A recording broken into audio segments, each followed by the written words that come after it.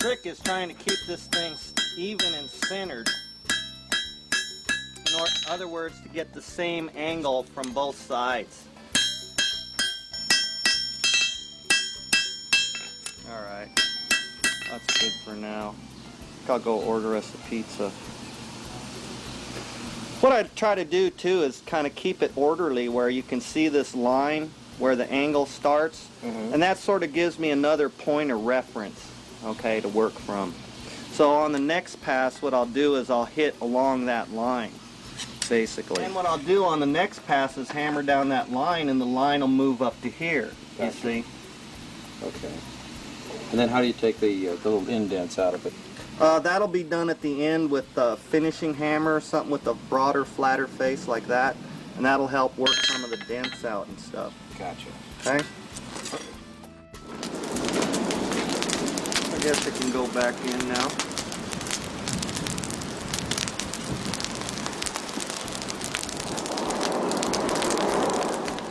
I'm going to take just a little of the bend out now, right here.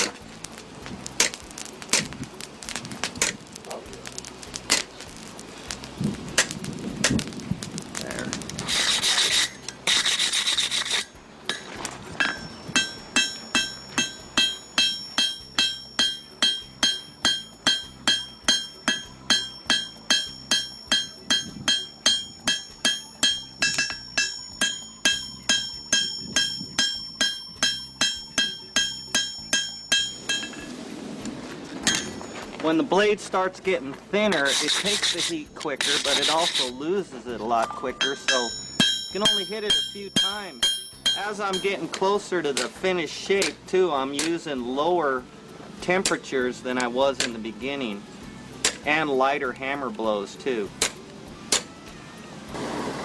After the whole blade's done and you sort of think backwards to what the whole thing went through, it goes through all these little convolutions and stuff before it gets to its finished form.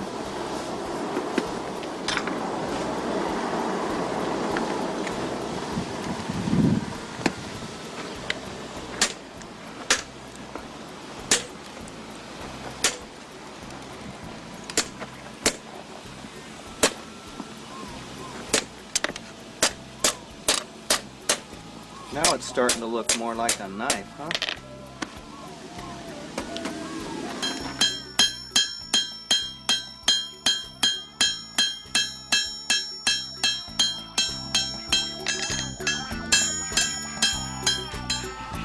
Now I'm going to grind some of the little irregularities out of the edge there and just even it up a little bit at this point.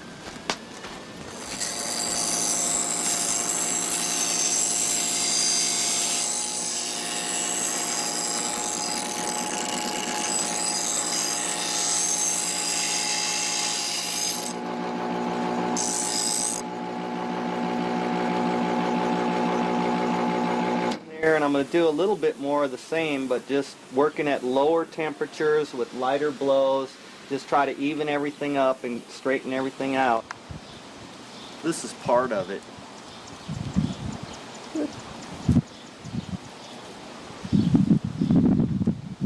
I can do that while I'm driving too. Hold the wheel with my knee. It's always important to have the right tolerance.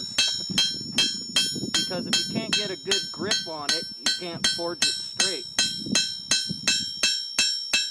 Okay, as we get closer to the finished blade, it gets a lot touchier to where I'm just using really light blows to clean up the edge and get the shape just the way I want it. So we're using real low heat and just a lot of real light little taps on it now. What I need to do now, if you look right here at this part here, it's a little bit off-centered, so I need to knock that little spot centered, and then the whole rest of the edge will follow that spot.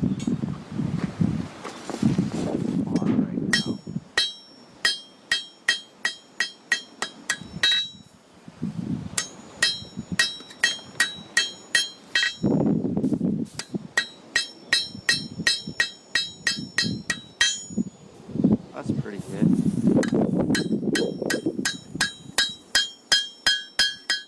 All I need to do now is straighten it out and clean it up a little part will be done.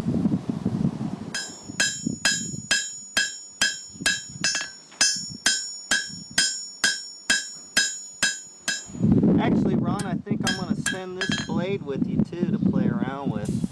Slap a handle on it or something. I'm trying to get a nice long even heat on that blade right now so I can straighten it out.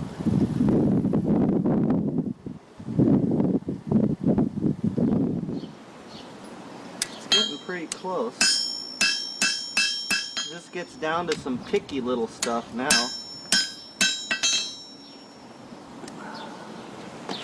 Which I guess it needs a little more of. I guess we'll call this good enough for now, and I'm going to do a little bit of stock reduction on it, and then we'll go to the hardening. So before that though, I think I'll normalize it one time here in the fire, and all the normalizing is just to heat it up to the critical temperature and let it air cool, and what that does is stress relieves it, and it'll make it easier to file and do the stock reduction. So it'll take any residual hardness or stresses out of the metal. It could warp too while I do this part, and if it warps a little bit, then I'll straighten it out, and then we'll get on with the rest of it. Stock reduction just means removing material from the blade.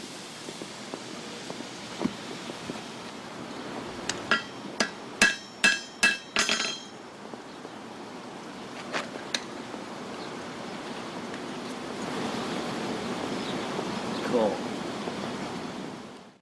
The tweer is just the air pipe that leads from the blower into the forge. I put this little T adapter in on the end of the tweer for the hardening process that we're going to do in a minute.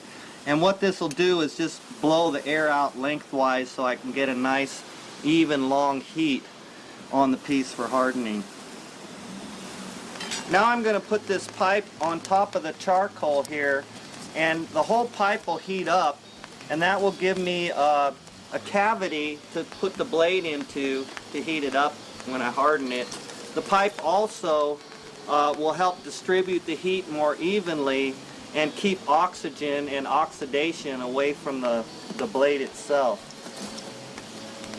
I'm just banking this fire with ash a little bit.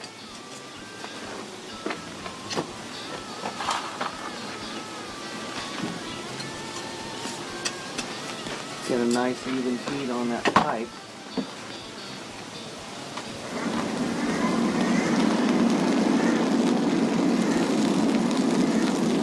Now I'm just going to grind around the contour of the blade and just take any of the little irregularities out of it and file it a little bit before we harden it.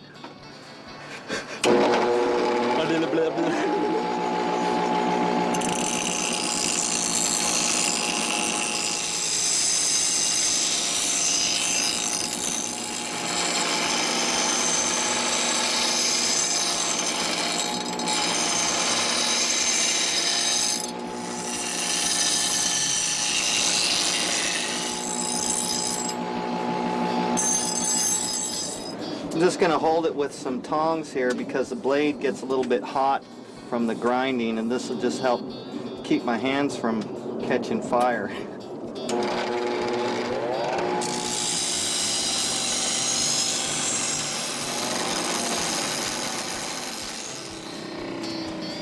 Now I'm going to file it a little bit over in the vise. This is just to get rid of the grinder marks and straighten out all the angles and the contour of the blade a little bit.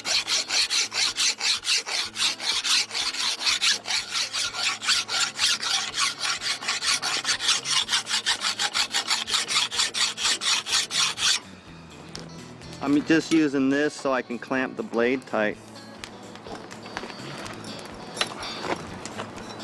And before I scrape it, I usually use just a coarse stone and just take some of the scale oxidation off the surface, because that'll wear the scraper and the file out real quick. This is just a coarse stone, and I'm going to use this to get some of the scale off before I scrape the edge.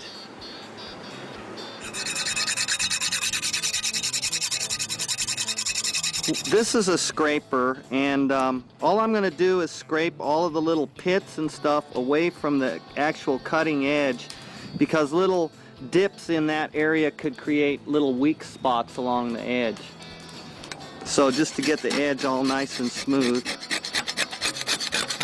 Then I'll file over this a little bit. That's something or what? I've never seen anything like that. That was worth the trip out right there, huh? It's a real easy tool to make, too. Okay. You know, knife making is contagious. No joke. The whole thing is addictive, just like sex. It is. You must have heard about Dirty Johnny, didn't you? Look at the way that just peels it off. Yeah, I made this little one too myself, right here. Let's learn that trick. It's an old trick. The Japanese samurai sword use this, and I think it's a multicultural kind of a tool. So.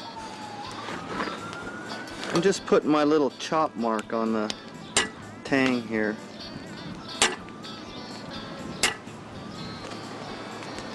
All I got to do now is drill a couple of little holes for the handle, or rivets for the handle.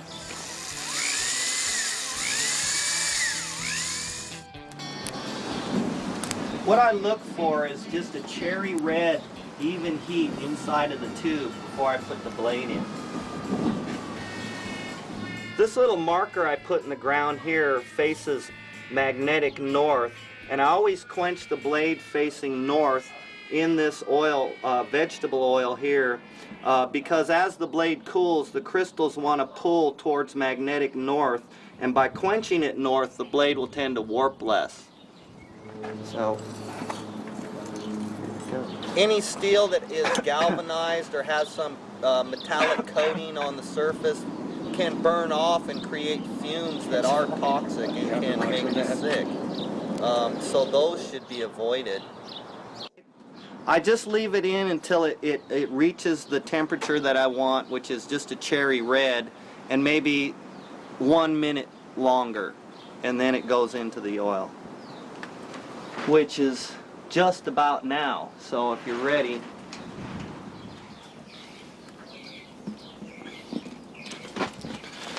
first I go in deep, and then I lift it back out just a little bit so the remaining heat in the back can spring temper the middle section of the blade. This is vegetable oil.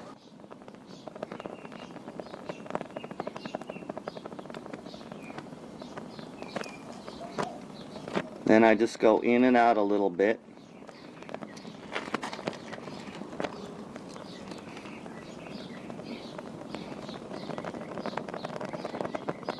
Until the back cools off.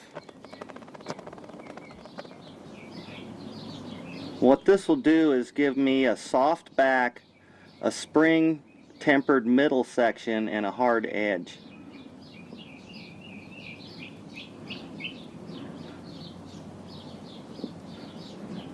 Okay, once the back cools off, you can go ahead and let the whole thing down in there. You can still see the heat coming off of the back of the blade, and I just agitate it a little bit as it cools.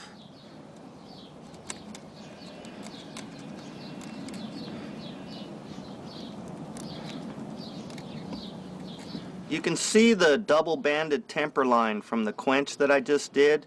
The first one's right here and the second one's right along here. This is the soft back, this is the springy middle section here, and the hard edge section right here. And the file won't really cut it, so we know that we got a good hard blade there. Okay, now we're going to go to the tempering process, which is reheating the steel to a lower temperature to take a little bit of the hardness out, because just as it is now after the hardening, it's brittle. So what the tempering will do would take a little bit of the hardness out and get it to be tough and springy. This could be done in a kitchen oven, a gas oven, or electric oven, but we're doing it in this Weber grill, and I put a little oven thermometer inside of here, and right now it's just a little bit over 350 degrees. So we're going to just set the blade in here facing north and let it bake in here for about an hour. Okay. We've been in the tempering here for an hour, and the thermometer is still right about 350 degrees. So we're going to take the blade out now, and then I'll do the polishing and the finishing and the sharpening, and we'll be all done. Notice a little bit of the straw color from the tempering in these lighter areas here, and that is another indication that the tempering is completed. Now the blade's had a chance to cool off a little bit, so I'm just going to rub it with this stone and stone some of this black fire scale off before I get ready to sharpen it.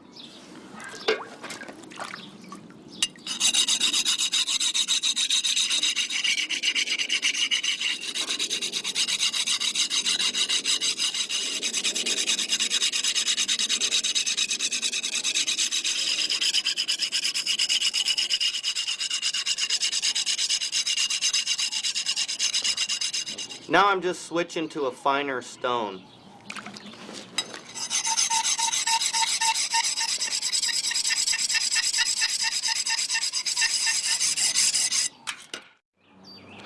The first thing I'm going to do is take the blade down with a stone like this while it's clamped up in the vise.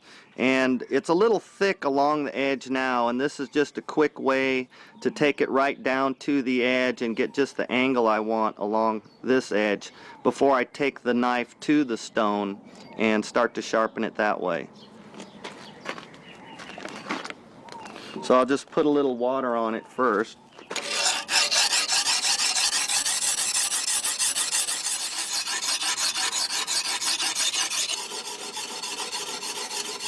If you ever get a blade that the edge is really in bad shape, this is a good way to just get it back to where you can sharpen it. I'm just going to turn the blade over now and do the other side.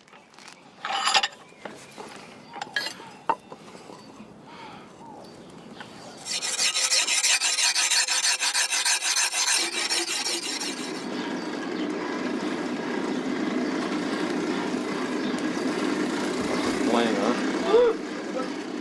Mama, I love you so much. There you go. This is what I made on my first trip to Ty's shop. Only took me about 20 minutes. Made it out of a railroad track. Okay, I've got the blade to an edge now, so I'm going to start working it over the stone. And the stone has two sides, a smooth side and a coarse side. And this is an oil stone. So I'll start with the coarse side.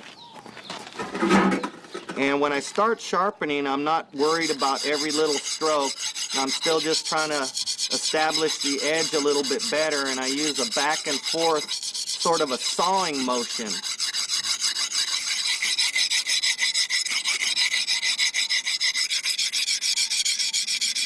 Now I'm going to turn the stone over and go to the smoother side. This is just 3-in-1 oil, multi-purpose oil that works fine for honing.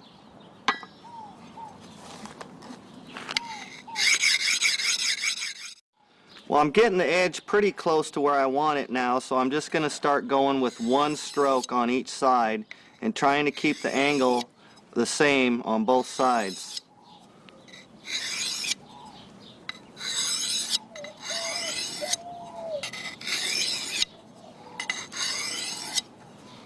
When you sharpen the knife, it's a lot like taking a small slice off of the top of the stone. Now I'm going to switch to a finer stone, and this will help take the slight little bit of a burr off the edge. It's always a good idea to have some worn out blue jeans on to wipe the oil off on.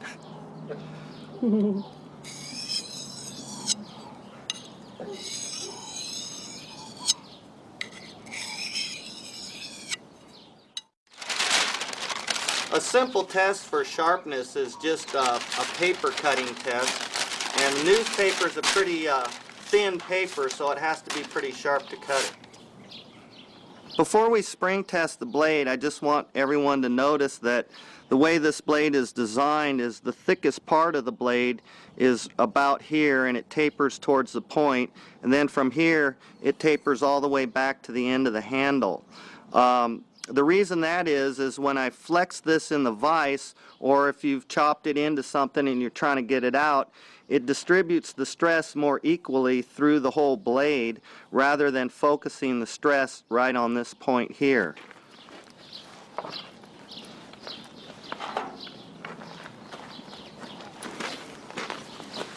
That's about as hard as I can pull it, you guys, with my weight. Now we're going to test the edge, and I clamp the blade with the edge up in the vise, and I have it padded with a little piece of suede. This is just a little 1/4 inch piece of round mild steel.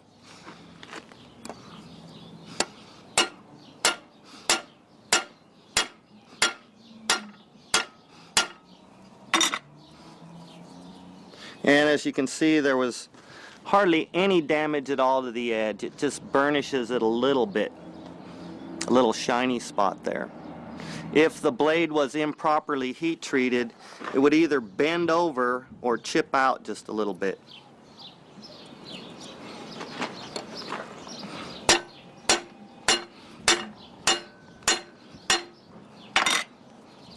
You might have noticed when Ty did the bending test that he stood behind the blade. That's because if it does happen to break, it's going to blow steel out away from you. You don't want to stand in front of it and get gutted. Another thing is keep your friends and dogs out of the way as well. So if you're pulling on it, pull from behind. Don't push it. Another thing you might have noticed that Ty did is he did the bending test before he put any kind of a handle on it. He did that for a reason. If the blade does break, of course none of Ty's blades ever do break, why the handle be on there would have wasted a whole lot of time. But when you're making a blade, you want to make sure that you don't put your handle on until after you've tested the blade thoroughly. Now the blade's finished and ready for a handle. Okay, this is one of my anvils, and a friend of mine helped me make it. It's a section of railroad track that I got from him, and I had him weld it on an axle. Okay, and the axle is actually